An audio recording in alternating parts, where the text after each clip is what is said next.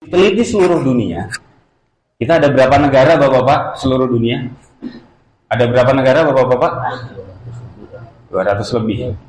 Terakhir saya ngecek 195. 195. Mohon maaf koreksi kalau saya salah. Indonesia juara 3, Bapak-bapak. Juara 3. Dalam hal apa, Bapak-bapak? Fatherless country. Ada yang tahu apa itu? Bahasa Sunda masalahnya ya Ustaz ya. Ya, benar-benar. Fatherless country itu adalah negara juara 3, nomor 3 urutan teratas tidak adanya peran ayah dalam kehidupan. Jadi orang Indonesia itu disurvei nomor 3 di dunia. Bayangin 195 tadi, nomor 3 paling atas, yang bapaknya nggak pernah punya perhatian terhadap keluarganya. Na'udzubillah. Makanya saya titip bapak-bapak. Saya titip bapak-bapak. Kenapa itu penelitiannya seperti apa? Apa sih? Maksudnya seperti apa sih? Apakah nggak punya bapak? Benar-benar nggak punya bapak? Betul. Satu diantaranya adalah karena perceraian. 2 diantaranya adalah karena bapaknya meninggal.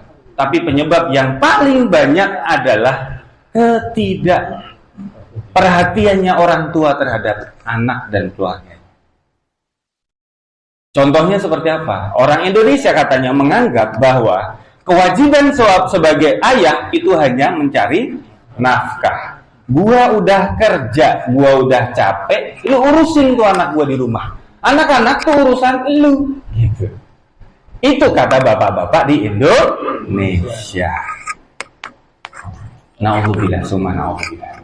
Saya mengingatkan lagi, mencari nafkah itu hanyalah satu bagian kecil dari kewajiban kita sebagai seorang kepala rumah tangga. Di sana ada kewajiban menanamkan akhlak. Di sana ada kewajiban memberikan perhatian. Di sana ada kewajiban mengajak bicara. Contohnya bagaimana? Ada yang tanya waktu saya menyampaikan ini di sebuah kajian gitu ya.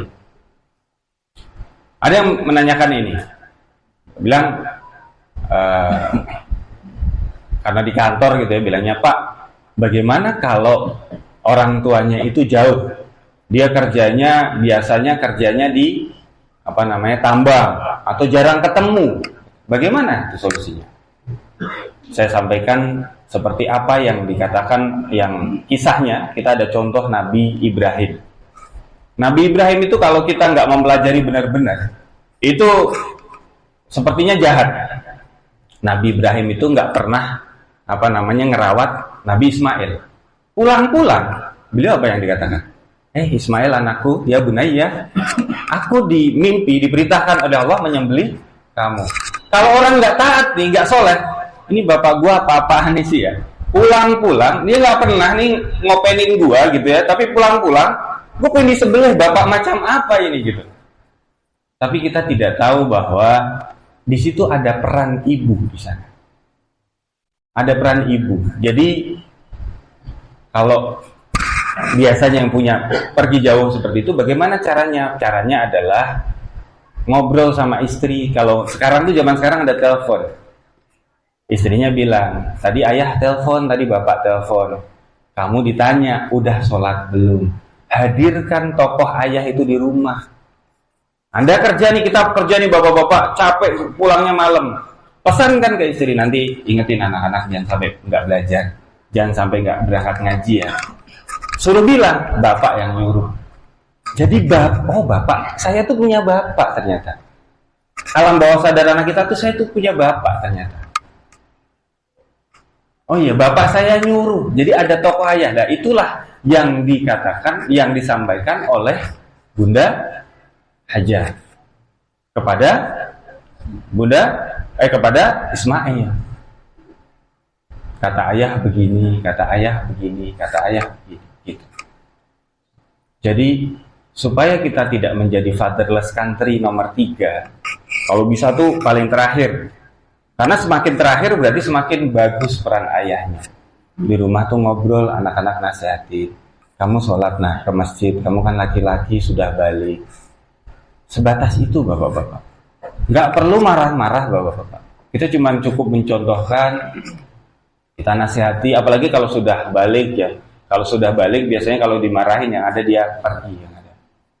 Kalau masih kecil, nah itu lebih bagus diajak, diajari. Nggak gampang, nggak gampang. Saya sendiri juga punya anak kecil laki-laki kok. Nggak gampang, kadang mau, kadang nggak. Kadang-kadang harus dirayu sepedaan dulu. Ya, nggak apa-apa. Begitu bapak-bapak. Ini nasihat buat saya pribadi. Jadi kita punya peran sebagai orang tua. Jangan sampai di luar kita kelihatan wah. Kita kelihatan wah di hadapan orang-orang, tapi kosong dalam rumah kita. Ternyata kita belum baik kepada istri kita. Ternyata kita ngomong belum lembut kepada istri-istri kita. Ternyata kita belum mengajarkan akhlak yang baik kepada anak-anak dan istri kita. Bagaimana mengajarkannya? Mengajarkan yang paling baik adalah bukan menasihati tapi mencontohkan. Itu yang paling utama. Kalau pengen anak-anak kita rajin ke masjid, pertama kita harus rajin ke masjid. Kalau pengen anak-anak kita rajin ngaji, kajian, kita harus rajin kajian. Kalau pengen anak-anak kita rajin sodakoh, kita sodakoh di hadapan dia. Nggak usah, nah kasih tuh anak enggak. Naik kendaraan, naik motor, ada yang kelihatan susah, kita kasih bu, dia ngelihat, sudah cukup. Sudah cukup, itu udah contoh yang paling baik. Itu akan jadi memori dia. Jadi jangan sampai orang lain, masyarakat melihat kita bagus, baik, tapi kosong. Tapi sekali lagi bapak-bapak, ini bukan berarti membuat kita rumah tangganya harus sempurna. Kita hanya bisa berusaha. Sebagai penenang kita, ada Nabi Nuh yang putra dan istrinya juga tidak taat sampai beliau meninggal. Ada. Apakah beliau nggak nasihat? Nabi gitu loh. Nggak mungkin keluarganya tidak dinasihati. Itu termaktub dalam Al-Quran.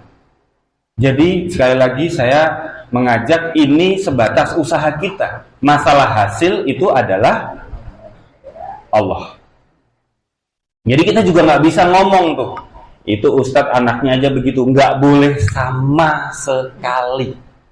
Penilaian itu hanyalah untuk diri kita. Kita tidak tahu usaha apa yang sudah dilakukan. Tangisan seperti apa yang sudah beliau alami. Lalu ada kewajiban yang selanjutnya adalah